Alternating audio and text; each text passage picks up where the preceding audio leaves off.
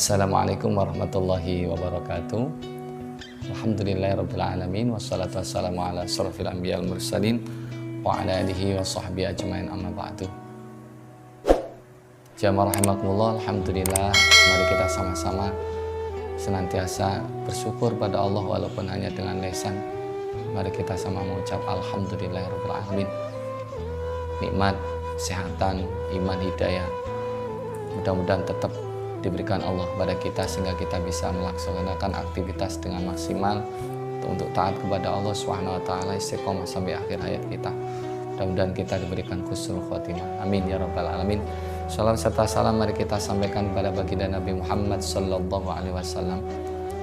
Mudah-mudahan kita diakui menjadi umatnya dan mendapatkan syafaatnya. Amin Allahumma amin. Allahumma shalli ala sayyidina Muhammadin wa ala ali sayyidina Muhammad. Jamaah rahimakumullah, dalam episode kali ini kita akan bahas tentang tata cara sholat gerhana atau hukum sholat gerhana dan tata caranya. Ini kita ambilkan dari berbagai macam kitab sebelum kita mengkaji tentang bagaimana tata cara sholat gerhana dan seputar tentang sholat gerhana. Mari kita bertawasul, kita berdoa kepada Allah buat seluruh pengarang kitab yang sedang kita pelajari ini. Kitab Kifayatul Akhyar, kitab Subulus Salam, kitab Fathul Bari, kitab Fiqhus Sunnah, kitab Hasya Bajuri, kitab Fiqh Al-Madzhab Al-Arba'ah, dan kitab I'anatul Thalibin. Mudah-mudahan semua pengarang kitab-kitab yang kita baca, yang kita pelajari, mudah-mudahan seluruhnya mudah-mudahan ditempatkan di surganya Allah dengan doa-doa kita sebagai santri-santrinya. Mari kita baca suratul Fatihah. Ila hadratina Mustafa Rasulullah sallallahu alaihi wasallam, khususan mu'alliful kitab, wa aba'ana wa ummatina wa jaddatina wa ustadina masyayikhina. Al-Fatihah. A'udzu billahi minasyaitonir rajim. Bismillahirrahmanirrahim. Alhamdulillahirabbil alamin arrahmanir rahim maliki yaumiddin. Iyyaka na'budu wa iyyaka nasta'in. Ihdinas shiratal mustaqim. Shiratal ladzina an'amta 'alaihim ghairil maghdubi 'alaihim waladdallin. Amin ya rabbal alamin. Jamaah rahimakumullah, kekuasaan Allah ditunjukkan kepada kita dengan adanya gerhana, apakah itu gerhana matahari ataupun gerhana rembulan. Kita akhir-akhir ini sering mendapatkan kejadian-kejadian entah itu gerhana matahari, entah itu gerhana rembulan. Bahkan besok tanggal 21 Juni, tepatnya kita waktu zuhur, kita kebetulan dilewati atau kita bisa menyaksikan gerhana matahari cincin. Maka dari itu sebagai orang beriman, yang salah satu di antara yang harus kita lakukan, yang menjadi sunnah, karena hukumnya sholat gerhana itu, dan semua ulama sepakat bahwa anna sholatal kusuf sunnatul mu'akkadah, adalah sunnah yang dikuatkan atau sunnah mu'akkad. Maka salah satu di antara syariatnya adalah kita menjalankan sholat gerhana. Dan perlu diketahui kapan terjadi pertama kali gerhana. Gerhana itu pertama kali ada syariat sholat gerhana, entah itu gerhana matahari dan entah itu rembulan. Di sini dalam Hasya Al-Bajuri ini disebutkan pada halaman 228, ini juz atau jilid yang pertama, bahwa di sini disebutkan wa syuri'at sholatu kusufis syams, itu disyariatkan sholat gerhana matahari itu fisana asaniyah minal hijrah, itu pada tahun kedua Hijriyah. Wa sholatu khusufil qamar, dan sholat gerhana rembulan itu fisana al-khamisah, pada tahun kelima minal hijrah, fi jumatil akhirah ala rajih. Ini secara permulaan awal kali munculnya syariat untuk menjalankan sholat gerhana matahari dan gerhana rembulan, ada dalam kitab Hasya Bajuri. Nah, kemudian secara hukum sudah sepakat bahwa sholat gerhana itu hukumnya adalah sunnah mu'akkad, dan sholat gerhana ini bisa dilakukan secara jamaah dan bisa dilakukan secara munfarid ataupun sendiri. Cuma bedanya ketika sholat jamaah ini, maka setelah sholat 2 rakaat, karena sholat gerhana terdiri dari 2 rakaat, 4 rukuk, kemudian nanti 4 Al-Fatihah, dan membaca 4 surat. Nanti kita terangkan secara detail. Kita awali terlebih dahulu. Kalau dilaksanakan secara berjamaah, maka di situ ada khutbah gerhana setelah menjalankan sholat 2 rakaat sholat gerhana tersebut. Kalau sholat sendirian tidak disyariatkan untuk khutbah. Dan untuk jamaah pun, kalau jamaahnya itu laki-laki, kalau jamaahnya itu perempuan itu tidak disyariatkan untuk khutbah. Tapi kalau seandainya ada salah satu di antara salah satu jamaah perempuan tersebut, jamaah sama perempuan tersebut kemudian berdiri khutbah, fala ba'sa bi, itu ada di halaman 230. Biman yusolli jama'atan minadzukur fala khutbatan lil munfarid. Ini disebutkan wa tukhtasu al khutbah biman yusolli jama'atan minadzukur.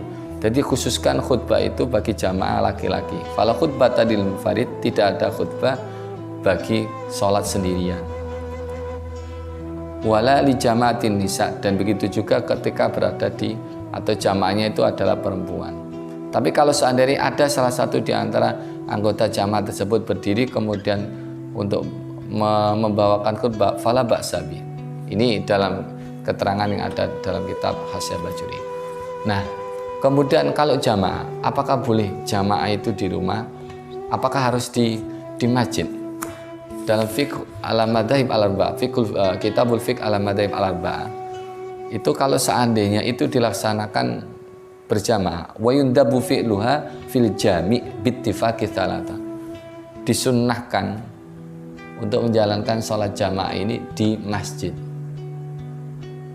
walaupun diperbolehkan ketika berada di rumah secara jamaah, tapi disunahkan di masjid secara berjamaah. Di samping termasuk di antara syiar ini, imam 4, imam 3 ini sepakat bahwa sunnah dilaksanakan di masjid.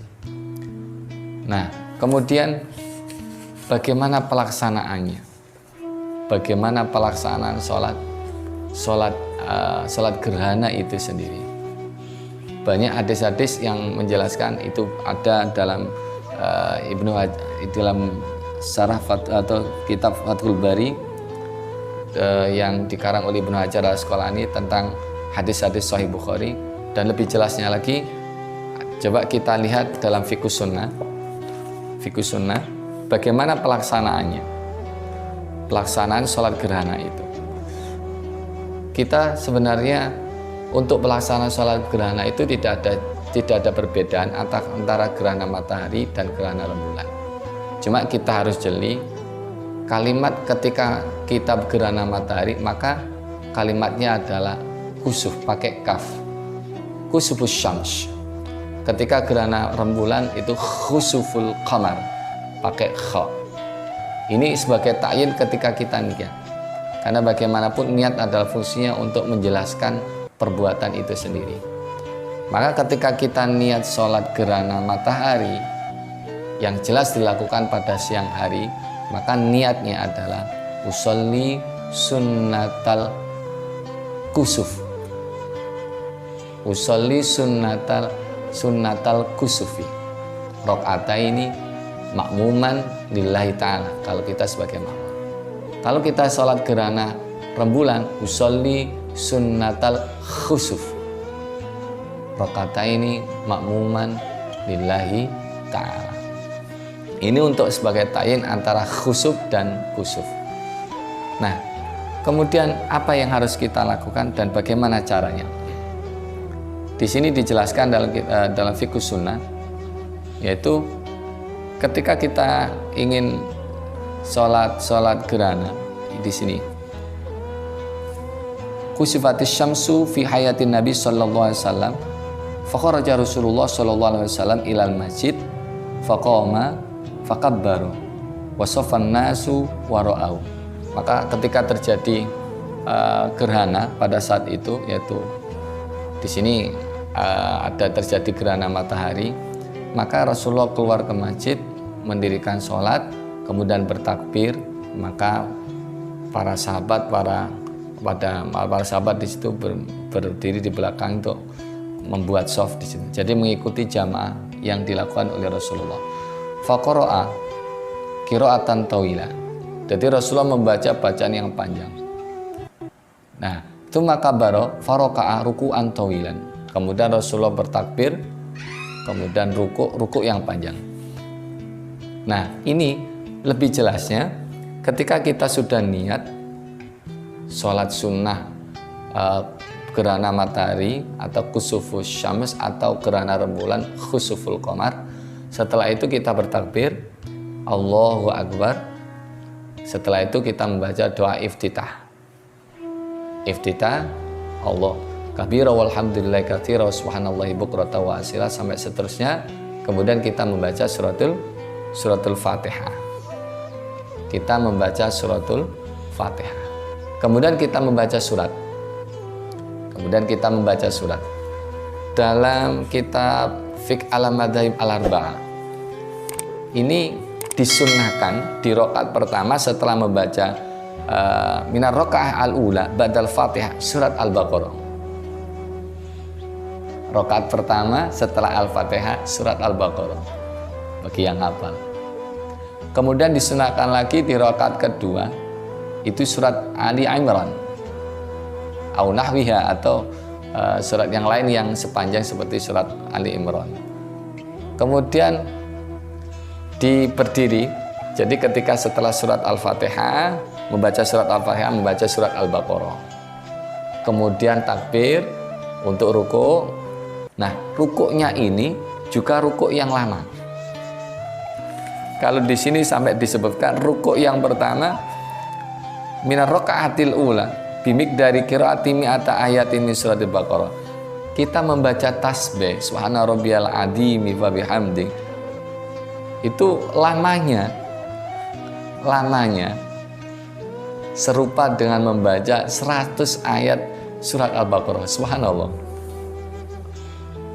Ini kalau bisa. Kemudian untuk setelah ruku kemudian i'tidal sami Allahu liman hamida, kita membaca sami Allahu liman hamida rabbana walal hamd. Kemudian kita berdiri lagi membaca surat Al-Fatihah. Kemudian membaca surat lagi yang kedua. Kalau di sini disunahkan surat Ali Imran. Kemudian ruku lagi yang kedua. Satu rakaat terdiri dari 2 ruku. Berarti 2 rakaat terdiri dari 4 ruku dan 4 suratul Fatihah. Nah, setelah membaca surat Ali Imran, ruku lagi. Rukuknya yang kedua dalam 1 rakaat tadi itu di sini dalam kitab Fiqh al-Madzhab al-Arba'ah menurut madhab Syafi'iyah itu disebutkan wasani bimikdari samanina ayatin minha.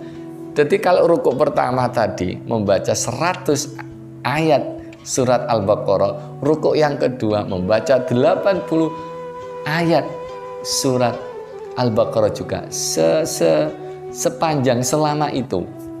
Makanya ini salat gerhana itu lama. Ini bagi mereka yang mampu. Kemudian di rukuk yang ketiga, jadi rakaat kedua, kemudian rukuk yang ketiga itu rukuknya saja membaca 70 ayat. Rukuknya berikutnya 50 ayat. Subhanallah. Lama membaca subhana rabbiyal azim wa bihamdihi lama. Nah, yang tadi itu menurut madhab Syafi'iyah.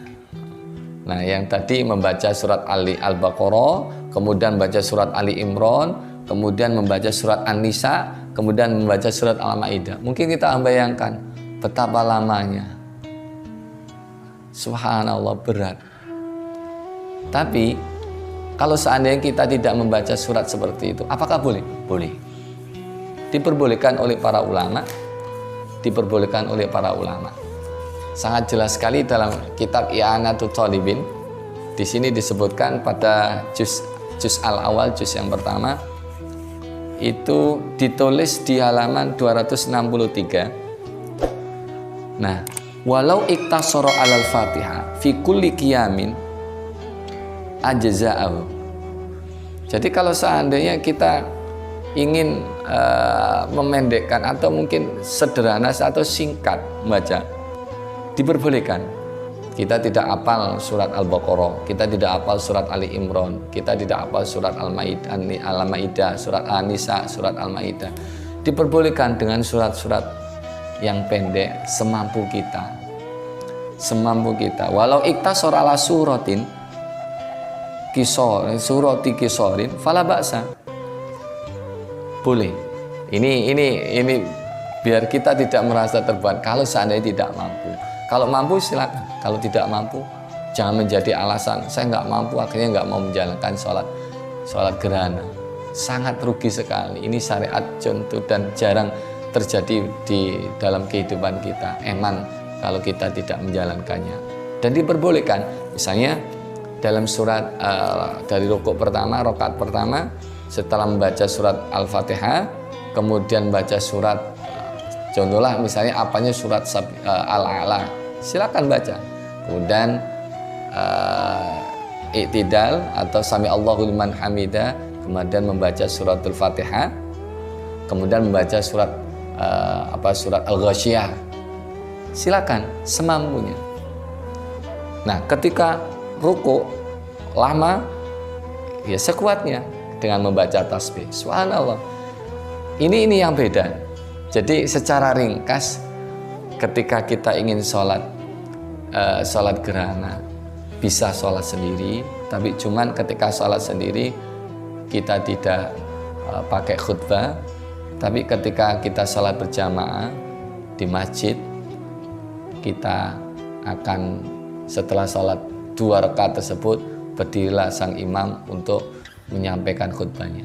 Secara ringkasnya kita berdiri, kemudian baca takbiratul ihram, niat dalam hati kita, atau sebelumnya kita jaharkan biar ada hubungan connect di hati kita. Usolli sunnatal kusufi rakaataini lillahi ta'ala mustaqbilal kiblati adaan lillahi ta'ala. Allahu Akbar, kita membaca surat, menjaga doa iftitah, kemudian kita membaca suratul Fatihah. Setelah itu kita membaca surat semampu kita. Kalau panjang disunahkan membaca surat yang panjang. Kemudian setelah itu ruku. Allahu Akbar. Ruku yang pertama kita membaca tasbih itu pun lama. Silakan, afdolnya lama. Kemudian i'tidal sami Allahu liman hamidah. Kemudian baca suratul Fatihah lagi. Kemudian baca surat lagi yang kedua. Kemudian Allahu Akbar, ruku lama lagi. Kemudian i'tidal sami Allahu liman hamidah. Kemudian sujud. Kemudian sujud. Sujudnya juga lama. Kemudian duduk di antara dua sujud. Rabbighfirli warhamni wajburni warfa'ni warzuqni wahdini wa'afini wa'fa'ni. Kemudian sujud lagi kedua, juga lama. Kemudian berdiri untuk menunaikan rakaat yang kedua. Lama, suratul Fatihah. Kemudian baca surat lagi. Allahu Akbar, ruku. Kemudian i'tidal. Kemudian baca surat Al-Fatihah. Kemudian baca surat pilihan, terserah. Kemudian ruku lagi. Kemudian i'tidal. Kemudian membaca surat yang kedua. Kemudian membaca suratul Fatihah yang kedua, membaca surat, kemudian ruku, i'tidal, sujud. Intinya, 2 rakaat ini, rakaat pertama terdiri dari 2 Al-Fatihah, 2 surat, dan 2 ruku. Sama juga dengan rakaat kedua terdiri dari 2 suratul Fatihah, 2 surat, dan 2 ruku. Cuma bedanya itu. Jadi terkesan memang lama. Untuk sholat gerhana matahari atau kusufus syams atau gerhana rembulan khusuful qamar itu apakah dikeraskan untuk sholat ketika gerhana matahari padahal waktunya siang? Kalau malam hari sudah jelas bacaannya dikeraskan.